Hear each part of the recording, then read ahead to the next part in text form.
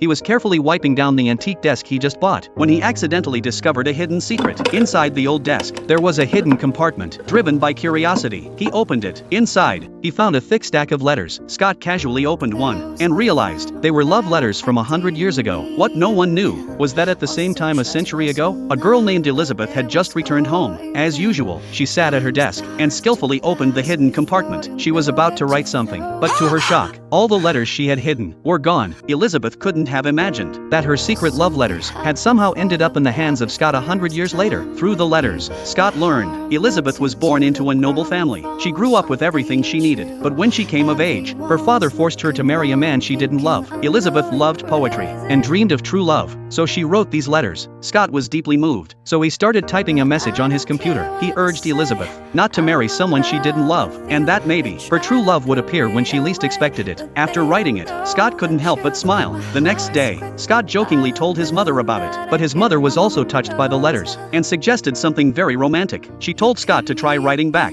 She even had a collection of vintage stamps that could finally be put to use. Even better, there was a century-old post office at the far north end of the city, open 24 hours a day. That night, Scott tossed and turned in bed, thinking about Elizabeth's letters. Maybe out of boredom, he decided to actually write a reply. He drove to the old post office by himself and dropped the letter into the mailbox. Unbelievably, the next morning, a maid from 100 years ago actually received a new letter. At that time, Elizabeth was out on a date with a count. She couldn't directly reject him, so she tried her best to stall for time. Later, when Elizabeth opened the hidden compartment again, she found a new reply inside. Meanwhile, Scott was casually watching TV when he heard a strange sound behind him. He walked over to the desk and opened the compartment just to check. To his shock, there was a letter inside. Scott's back instantly turned cold. He hurriedly opened the